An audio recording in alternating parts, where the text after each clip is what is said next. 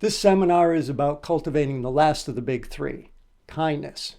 The other two, curiosity and gratitude, are discussed in Seminar 10.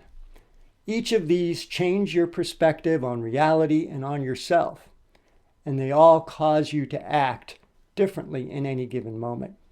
This is the 11th seminar in the All Right Right Now series, so let's get started.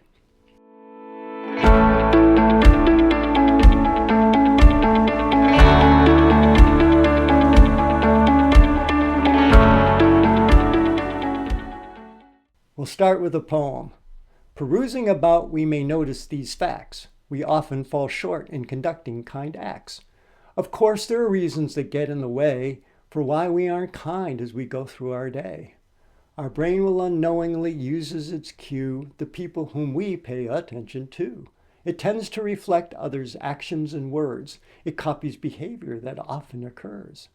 If we're down on life or just down on ourselves, our kindness ends up stored too high on a shelf. We all carry loads that we want kept unknown. They make us contract into leave me alone. A feeling that we may be taken for granted can make kind acts fade and be quickly supplanted. We tend to keep scorecards on whom we're kind to. If you're not kind back, no more kindness for you. Somehow in the roar of just living each day, perspectives on kindness have been led astray. It's not something that we forget or just trade. It's not rationed out, simply put on display. Our kindness reflects who we are at our core. When given to others, it strengthens us more. Why aren't we kinder to each other? Here are some barriers. What do they have in common? They are output from brain constructs and reactions, not our true nature. Few of us aspire to be oblivious, suspicious, or bystanders of life. But we all can aspire to make kindness a trait. To the receiver, an act of kindness often lifts up their spirits and reduces negative feelings. Kindness disengages them from being caught in their conditioned reality and reconnects them with the present. They may offer thanks, reciprocate, or completely ignore. Regardless of their response, they are more likely to be kind to someone else.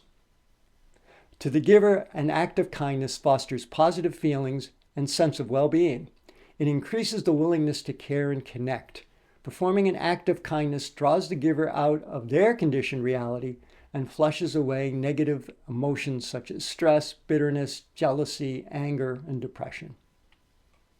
For both the giver and receiver, kindness builds trust, cooperation, and strengthens long-term relationships.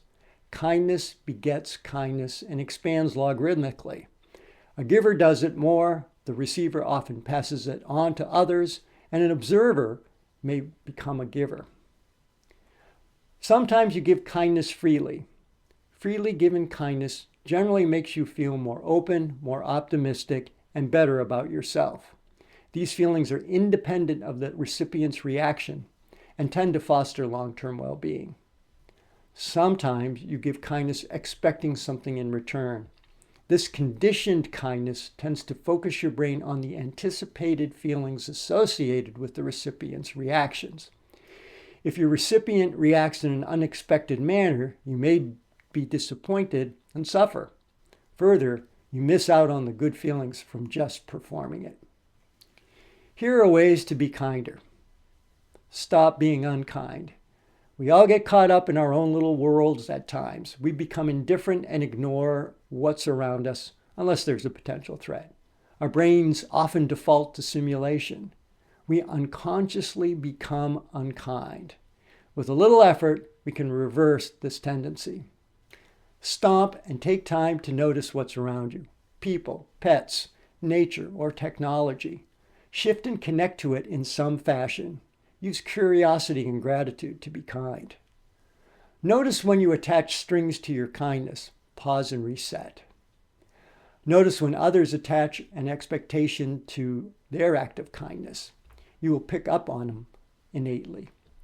Do at least one kind act daily and see what happens. Do small kind acts. You don't have to do extraordinarily big act of kindness to have lasting positive effects. In fact, many small, simple acts will have more of a sustaining effect on your sense of well-being.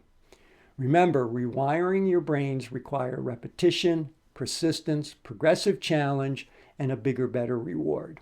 Small, kind acts can meet all those requirements.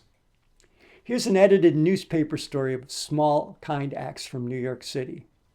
When Quentin Miller's M14 bus pulls up to a bus shelter in downtown Manhattan, he says good morning to each passenger with a smile. As they exit, he tells them, have a wonderful day. Half the people don't respond, but that never bothers Mr. Miller, a bus operator for 5 years. They might have had a bad day at work or school. They might be worried about someone.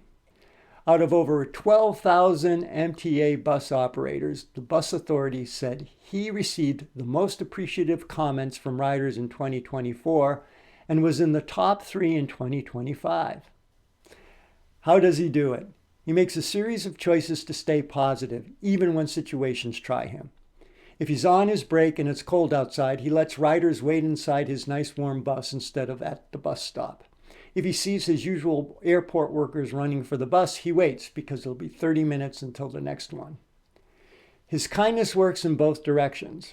Riders feel good and get to work on time, and Mr. Miller feels satisfaction for helping him. This squares with what studies have found. Empathy humanizes others and is associated with higher levels of well-being. These small acts often work. Make eye contact with someone, smile and nod. This acknowledges they exist. You can even say hi if you're feeling bold. Hold the door and step to the side to let someone pass. This acknowledges that you share space with them. When you see someone struggling because of a physical limitation, offer help if it can be done easily and safely. When you notice something positive about a person or their behavior, tell them. Cultivate kindness by catching someone doing something kind. Be happy with someone else's good fortune. Congratulate them. If you get the feeling that, why not me? Remember that your day will come. And finally, reconnect with a friend. I saw this and I thought of you. It's so easy to let time pass and connections fade. Make a point to reach out to a past connection. The best antiques are old friends. Listen. When you see someone looking out of sorts, ask how they're doing and listen. Just knowing someone listens helps. Compassion is the capacity to hold another's suffering without taking it on yourself. Be kind by offering a minute to hold their burden. And if you want to help, offer something specific. They may not know what they need. Statements like, if you need anything, just ask, or we're here for you, show good intention, but leave a hollow feeling. Give and receive feedback graciously. Offer genuine feedback that's gentle, specific, and timely. Focus on the behavior and how it affected you. Do not make it about the person or a generalization. People want feedback, but don't want their sense of self or ego diminished. When receiving feedback, hear and understand it first. Don't prejudge, defend, or go on attack. You can decide what you will do about it later. In the meantime, be curious about the feedback, including the nonverbal signals you send. Perhaps your behavior stifles what people are willing to say. Feedback is a gift. It means someone cares enough about you to offer it. Start worrying when no one gives it to you. Be especially kind to those you love. It's so easy to fall into routines, take things for granted, and snip over an annoying habit, quirk, or comment. Building a strong relationship takes continuous effort, communication, and forgiveness. At least once a day, stomp to remind you of something good about your loved one. At least once a day, give them your undivided attention with smartphone tucked away. Let them know they're important to you and you care. Your attention is the easiest and most meaningful gift you can give them. Do something special or something they know they particularly like. Do it for no reason. And be on the lookout for 2 common traps. The first is, they don't appreciate all I do for them. And the second is keeping score on who does more. What would they say from their perspective? Both are versions of conditioned kindness. Be kind to yourself. Expectations, self-talk, presumptions, negative emotions, shoulda, coulda thoughts pull you down. Not everything you do goes as planned. There are times when your acts of kindness are misinterpreted. Life has tough moments, but realize that the opposite of all these aspects are true and are occurring at the same time. Here are a few shifts to try. When you observe you have negative feelings, loneliness, self-doubt, or any other, accept that that is the current feeling. Allow it to be present, give it a hug, breathe air into it. Realize that you are having a feeling. It's not you. Know that it will pass. Don't let your brain make it worse by piling on guilt, unworthiness, or feelings from past memories. Do something kind for yourself. Go to your refuge. Seek out and do something for others. It's amazing how helping another will help you get out of your own head and put things in perspective. And use the moment as an opportunity to learn about yourself. Know thyself. It's the highest form of kindness you can give yourself.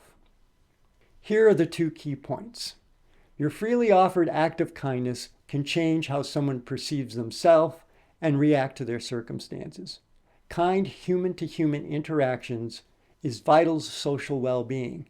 Interconnectedness is what got Homo sapiens to where they are today. And 2, your freely offered act of kindness generates inner joy in you. Take the time to feel it and absorb it. It's independent of the outcome of the recipient's response. Inner joy is the type of bigger, better reward that causes the brain to strengthen its kindness neural pathways. And that is what makes kindness a trait. So, never underestimate the impact your act of kindness has on another.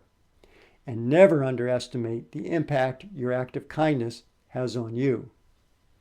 With the foundation of the big 3 in place, we'll now build well-being, which is the 6th core practice. I hope you join me. Thanks for watching.